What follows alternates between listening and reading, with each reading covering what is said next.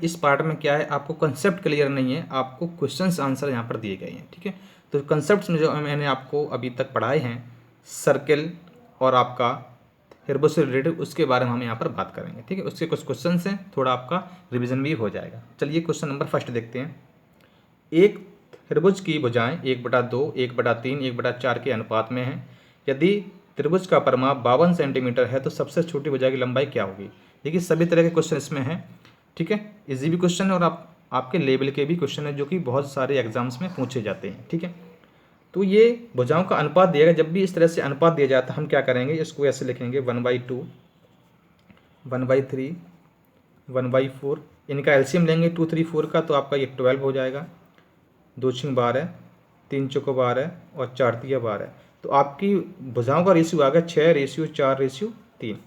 ये बराबर किसके है, देखिए पेरीमीटर की बात हो रही है तो सभी का सम होता है। तो 6, 4, 10, 3, 13, 13 बराबर वैल्यू आपकी कितनी है, 52 की है। 13 चौका 52, 4 टाइम्स है ना। ठीक है, आपसे पूछे कि छोटी भुजा की लंबाई, छोटी भुजा क्या है, 3 है, तो ये भी 4th टाइम्स हो जाएगी आपकी। 4 तिया 12, तो 12 आपका आंसर निकल के आ जाएगा।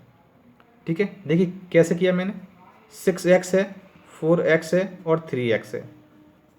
इन सभी का सम तो होता है ना आपका पेरीमीटर, सभी को ऐड कर लीजिए। तो 13x बराबर आपका 52 हो जाएगा, तो x बराबर आपका 4 हो जाएगा। छोटी भुजा कौन सी है आपकी, 3x, इसमें मल्टीप्लाई कर देंगे, आपका आंसर निकल के आ जाएगा। ठीक है, इस तरह से क्वेश्चन इसमें सॉल्व करेंगे। नेक्स्ट क्वेश्चन देखते हैं।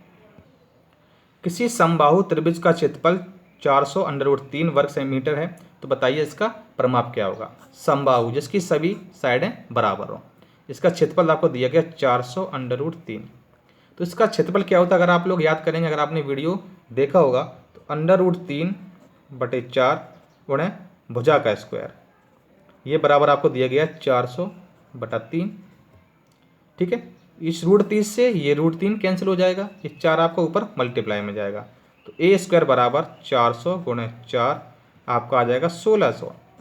1600 आ जाएगा, 1600 आपका 40 का वर्गमूल होगा। यहाँ से स्क्वायर हटेगा और यहाँ पर अंडर रूट लग जाएगा। ठीक है, तो ये 40 वैल्यू निकल के आएगी। आपका ऑप्शन नंबर यहाँ पर दिया, सॉरी आपको परिमाप पूछा गया, ये आपकी भुजा निकल के आई है। क्या निकल के आई है, भुजा।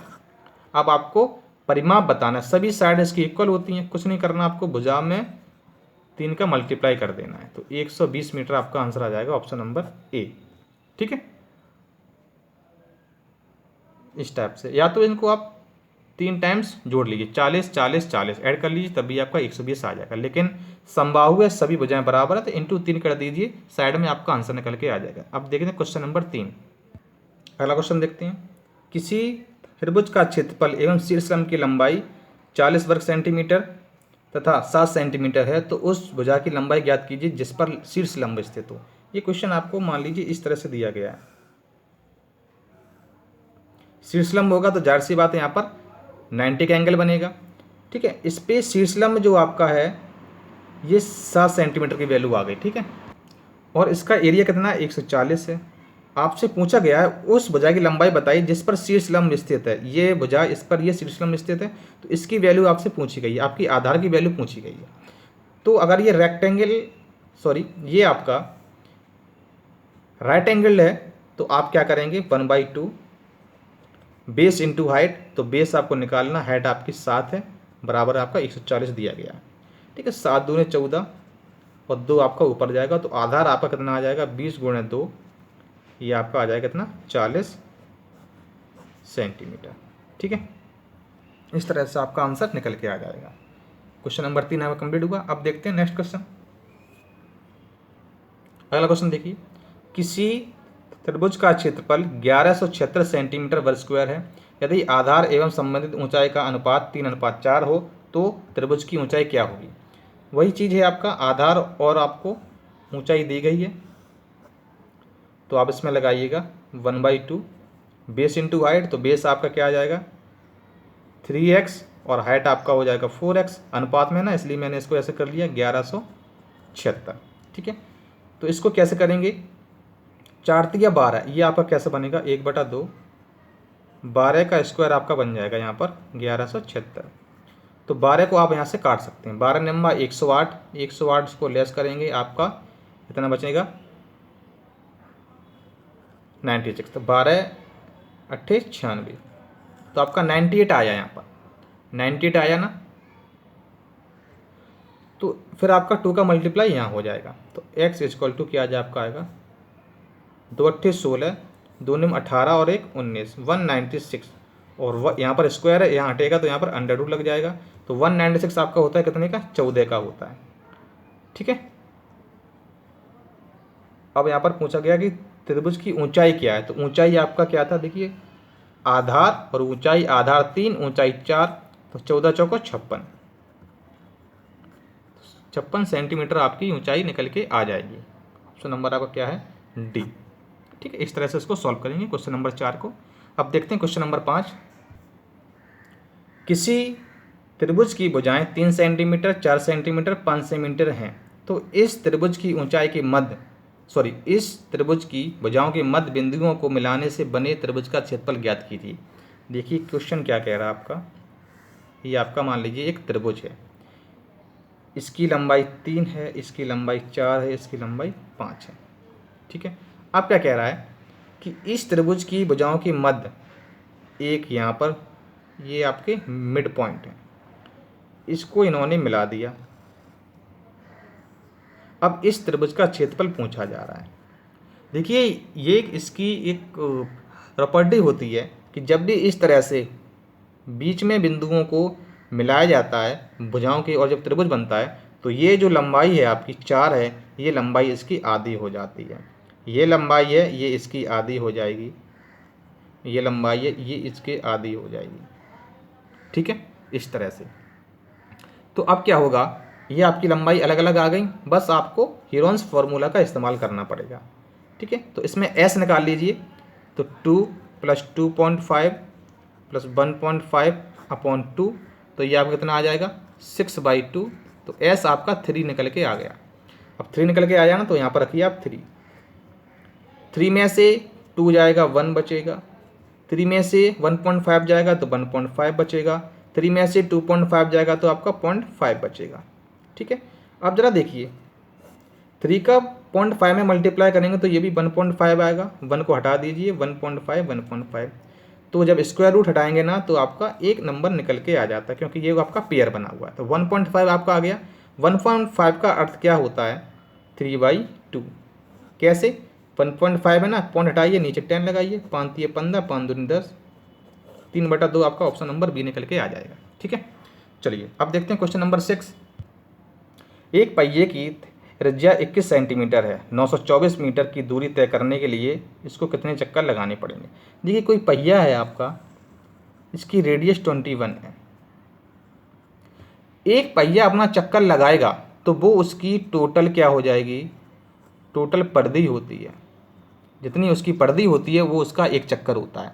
और यहाँ से यहाँ तक की मान लीजिए दूरी आपकी 924 है, ये पहिया घूमता हुआ यहाँ पर आएगा ना, तो कितनी परिधि उसको तय करनी, मतलब कितने चक्कर उसको लगाने पड़ेंगे, एक चक्कर बराबर उसकी परिधि, तो टोटल दूरी है ना, तो परिधि में भाग देंगे तो आपका टोटल चक्कर निकल के आ जाएंगे। अब यहाँ पर जरा एक चीज़ और है, ये आपका मीटर में दिया गया, ये आपका सेंटीमीटर में दिया गया, तो इसको हम मीटर में चेंज कर लेंगे। पहले तो आप इसकी परिधि निकालिए, तो परिधि क्या होता है 2πr 2 × 22/7 गुणा r के आज की 21 है, 7 या 21।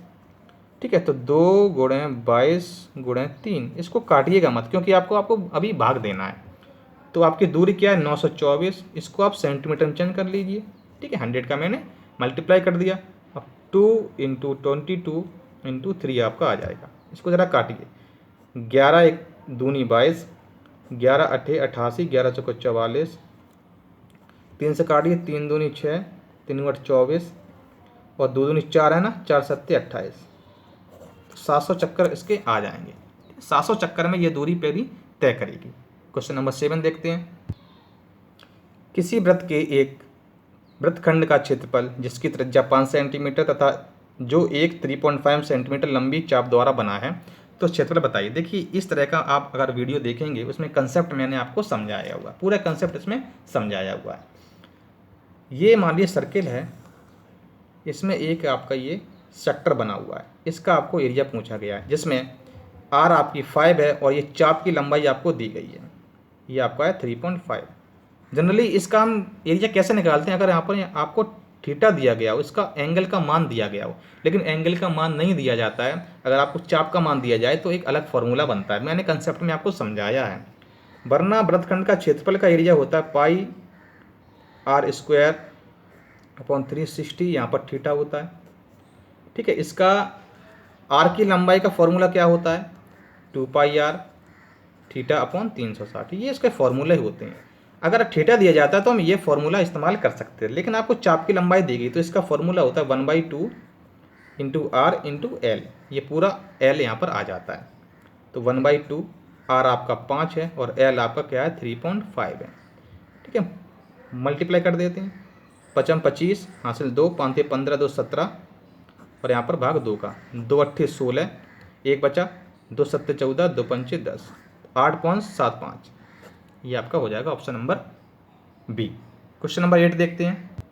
8 देखिए, दो संकेंद्रीय सर्किल जिनकी सरकमफ्रेंस आपका 88 सेंटीमीटर है और 132 सेंटीमीटर के बीच के वलय का क्षेत्रफल ज्ञात कीजिए। क्या कहा गया आपसे, जरा क्वेश्चन समझिए। ये सर्किल है और ये सर्किल है, ठीक है, इसके बीच का वलय, इसका एरिया आपसे पूछा गया है। तो इसके लिए आपको स्मॉल आर चाहिए, इसके लिए आपको कैपिटल आर चाहिए। ठीक है, तो चलिए देखते हैं। एक की परिधि क्या है, 88 है, तो 2 पाई आर बराबर 88 है। इसको सॉल्व करते हैं।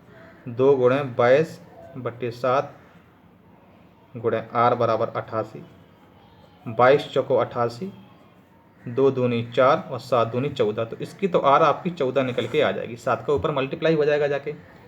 एक और देखते हैं, 2 गुणे 22/7 गुणे आर बराबर कितना, 132 है। 11 से काटते हैं, 11 दूनी 22, 11 एकम 11, 11 दूनी 22, 2 2 4, 4 3 12, 3 7 21, तो इसमें आर 21 निकल के आ जाएगी। बस कुछ नहीं करना आपको, एक फॉर्मूला था आपका, मैंने इसे बताया था, जब भी ये एरिया निकालते हैं तो आपका क्या होता है, pi capital R square minus pi small R square. तो मैंने यहाँ से पाई कॉमन ले लिया था, तो I R square minus small R square आपका हो जाएगा। तो 22/7, बड़े का स्क्वायर 441 हो जाएगा, माइनस छोटे का स्क्वायर 196 हो जाएगा। इसको आपको सॉल्व करना था, तो सॉल्व करिए। 11 में से 6 गया आपका, 5 बचेगा। ठीक है, 13 में से 9 गया आपका, 4 बचेगा, 3 में से 1 गया आपका, 2 बचेगा, 22/7, ये आपको सॉल्व करना था। तो 7 या 21, 7 पाना 35, 35 गुणे 22 करना आपको। ठीक है, 22 पंचे 110 की 0 हासिल 11, 22 या 66 और 11 से 70, ऑप्शन नंबर आपका बी आ जाएगा। क्वेश्चन नंबर 9 देखते हैं। क्वेश्चन नंबर 9 है, 5 त्रिज्या वाले वृत्त का क्षेत्रफल उसकी परिधि के कितने प्रतिशत है। तो देखिए, क्षेत्रफल पाई आर स्क्वायर, उसकी परिधि की, तो परिधि क्या होता है 2 पाई आर, इसका कितना प्रतिशत है ये आपको निकालना था। तो आर से यहाँ पर आर कैंसिल हो जाएगा, तो यहाँ पर आपका आर बचेगा, पाई से पाई कैंसिल हो जाएगा, तो आपका ऊपर आर बचा, तो आर कितना है 5 है, नीचे कितना बचा आपका 2 बचा, गुणे 100।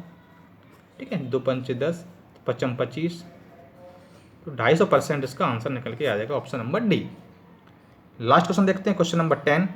देखिए, आप यहाँ पर चाहो तो वैल्यू भी रख सकते हैं। कैसे, पाई इंटू आर क्या है आपका 5 गुणे 5। अब पाई की वैल्यू मत रखिएगा, क्यों आपको काटनी पड़ेगी नीचे। 2 पाई इंटू आर क्या है 5 है, तो ये 5 इससे 5 से कैंसिल हो जाएगा, पाई से पाई कैंसिल हो जाएगा, इंटू 100 आपका आ जाएगा, वही वैल्यू निकल के आपकी आ जाएगी। ठीक है, क्वेश्चन नंबर 10 देखते हैं। यदि दो वृत्तों के क्षेत्रफल के बीच अनुपात 4:9 है, तो इनकी परिधियों के बीच का अनुपात, काफ़ी आसान क्वेश्चन है ये। स्क्वायर आपका क्षेत्रफल दिया गया ना, तो pi R square upon pi R square, ये 4:9 है ना।